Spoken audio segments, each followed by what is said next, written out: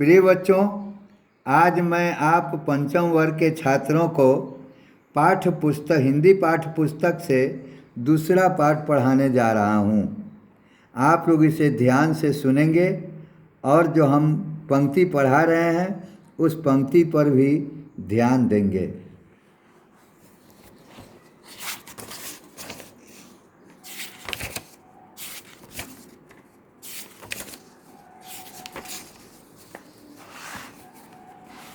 आपके दूसरे पाठ का नाम है संगत का सच।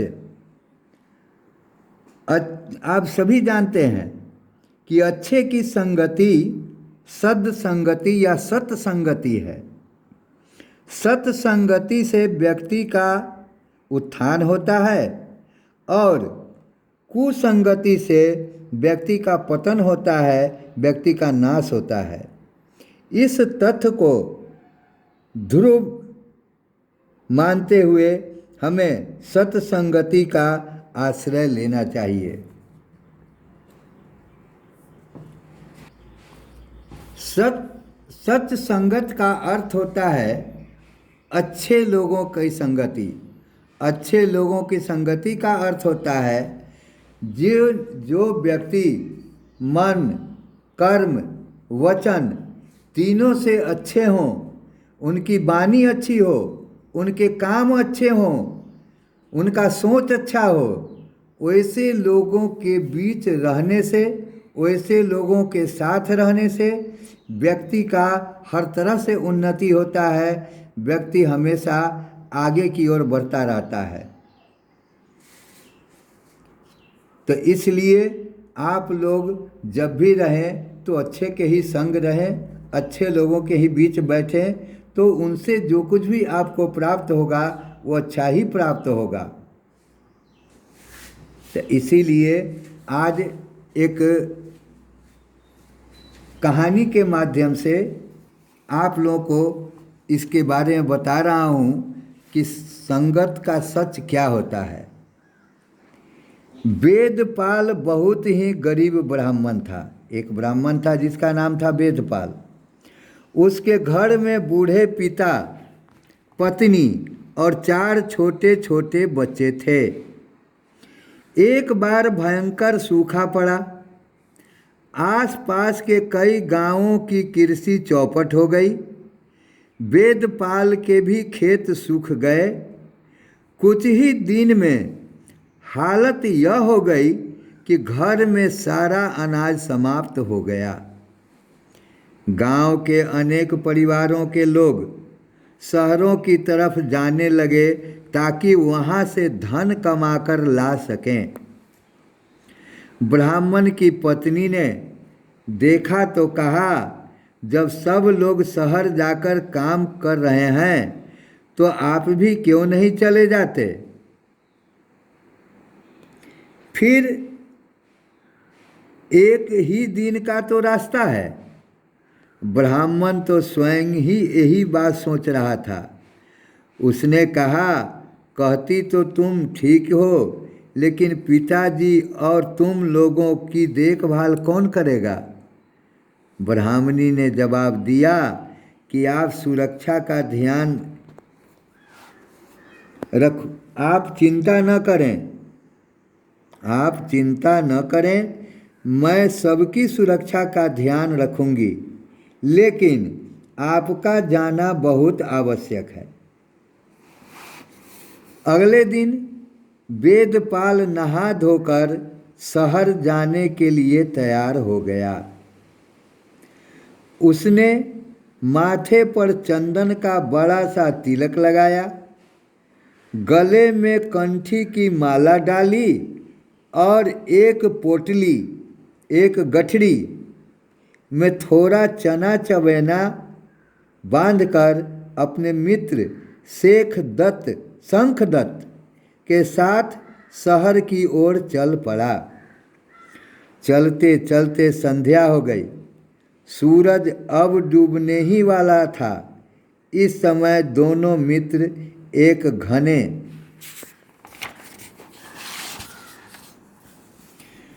जंगल से गुजर रहे थे।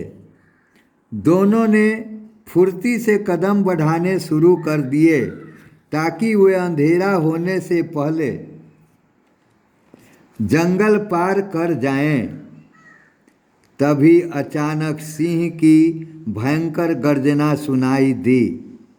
पूरा जंगल उस दहशत से कांप उठा। पूरा जंगल उस दहाड़ से कांप उठा। झाड़ियों से निकलकर सिंह सामने आ गया। आज सुबह से मुझे एक भी शिकार नहीं मिला। अब तुम दोनों को खाकर मैं अपनी भूख शांत करूँगा, शेर ने कहा। दोनों मित्र थर-थर काँपने लगे। सिंह छलांग लगाने ही वाला था कि एक हंस उड़ता हुआ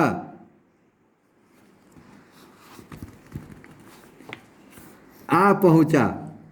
ठहर जाइए महाराज, इन्हें मत मारिए।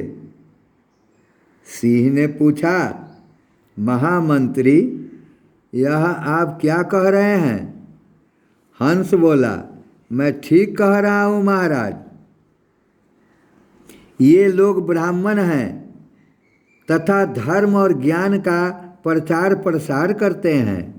लोग इनसे ज्ञान प्राप्त करते हैं, इसलिए इन्हें नहीं मारा जाना चाहिए। सिंह सोच में पड़ गया और फिर उसने हंस की बात मान ली। इतना ही नहीं, उसने दोनों को ढेर सा स्वर्ण और धन उपहार में देते हुए विदा किया। कुछ ही वर्षों बाद एक बार फिर से सूखा पड़ा और उसी तरह की दयनीय स्थिति उत्पन्न हो गई। वेदपाल और शंखदत्त सिंह से मिलने के विचार से पुनः पूर्व की ही तरह यात्रा पर निकल पड़े। अभी जंगल ठीक से शुरू भी नहीं हुआ था कि सिंह सामने ही गरजता हुआ आ खड़ा हुआ। उसके साथ एक काला गीदड़ भी था। गीदड़ ने सिंह से कहा, महाराज, देखते क्या है, ऐसा मौका बार बार नहीं मिलता। यही समय है भूख मिटा लेने का। और फिर मनुष्य का मांस तो बहुत ही स्वादिष्ट होता है। सिंह ने सोचकर कहा, लेकिन हंस तो कहता था कि ये ब्राह्मण हैं और इन्हें नहीं मारा जाता, नहीं तो विद्या और शिक्षा की हानि होती है। गीदड़ हंसने लगा, महाराज, आप भी किस मूर्ख की बातों में आ गए। हम पशु हैं, इसलिए यह सब सोचना हमारा काम नहीं है। वैसे भी आपने कल दोपहर से कुछ भी नहीं खाया। मैं तो कहता हूँ कि अब और देर न कीजिए। वेदपाल और शंखदत्त चुपचाप सरकते हुए एक लंबे वृक्ष के नीचे पहुँच गए।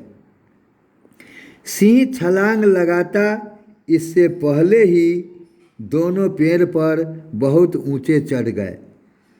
बहुत देर तक सिंह और गीदड़ पेड़ के नीचे चक्कर लगाते रहे, लेकिन बात बनती न देखकर खिसियाकर अन्यत्र चले गए। वेदपाल ने हंसते हुए अपने मित्र शंखदत्त से कहा, देखा मित्र, संगत का प्राणी पर कितना आश्चर्यजनक असर पड़ता है। तो यह लोक कथा पर आधारित है बच्चों। लोग जो कहते हैं अपने गांव समाज में कहानी, उस पर यह आधारित है। आप सभी जानते हो कि हंस एक ऐसा जीव है, ऐसा प्राणी है जो, तो बच्चों, इस पूरे कहानी को जो हम पढ़ाए और आप लोगों ने सुना और देखा, इससे आप लोगों को क्या समझदारी हुई? आप लोगों ने क्या समझा? एक तरफ एक हंस जो इन दोनों ब्राह्मणों को बचाने के लिए शेर को शिक्षा देता है, और एक तरफ एक गीदड़ जो इन दोनों को मारने की बात करता है।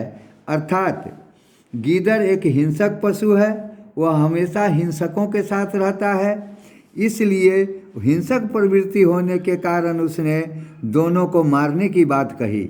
लेकिन हंस हमेशा शांत जगह में रहता है। हंस ज़्यादातर स्वच्छ जल में विचरण करता है, स्वच्छ लोगों के साथ रहता है।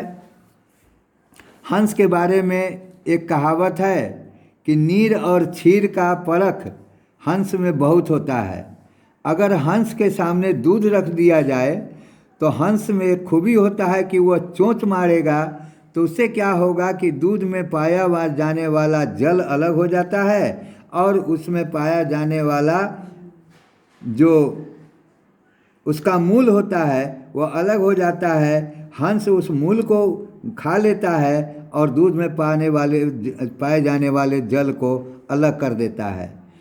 तो इस तरह से बच्चों, आप लोग भी इस कहानी को पढ़कर अच्छी तरह से समझ गए होंगे कि हंस और गीदड़ दोनों में कौन अच्छे संगति का हकदार है या किस पर संगति का अच्छा प्रभाव पड़ता है, हंस पर या गीदड़ पर। आप लोगों ने और भी बहुत सा चीज़ देखे होंगे। आप लोग आजकल महाभारत सीरियल देखते हैं, उसमें क्यों पांडव की जीत हुई और कौरव हार गए? क्योंकि पांडव शुरू से ही धर्म के रास्ते पर चलते रहे। उनकी संगति हमेशा अच्छे लोगों से होती रही, अच्छे गुरुओं से हुई। स्वयं कृष्ण उनके गुरु बनकर उन्हें शिक्षा दी।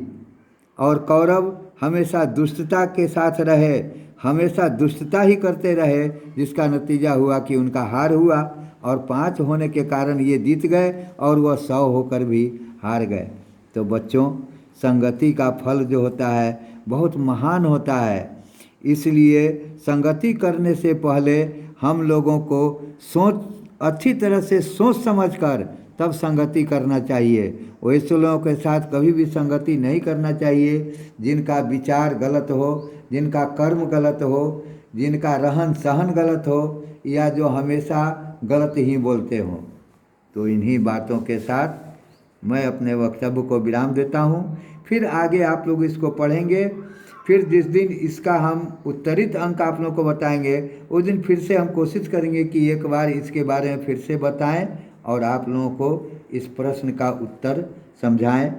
अगर इन कहानी को पढ़कर स्वयं भी अगर पाठ के अभ्यास को पूरा कर सकते हो तो करने का प्रयत्न करेंगे। एक बात और कि जिन बच्चों के पास पुस्तक नहीं है वे जल्द से जल्द पुस्तक प्राप्त करने का कोशिश करें। आप लोगों का किताब आप लोगों के विद्यालय में उपस्थित है। जब भी चाहें अपने पेरेंट्स को, अपने गार्जियन को कहकर यहाँ से किताब प्राप्त कर सकते हैं। किताब रहने से सबसे बड़ा फ़ायदा यह होगा कि ऑनलाइन जो पढ़ाई होती है उसमें हो सकता है कि कुछ लाइन, कुछ पंक्ति या कुछ शब्द आपको स्पष्ट दिखाई न दे।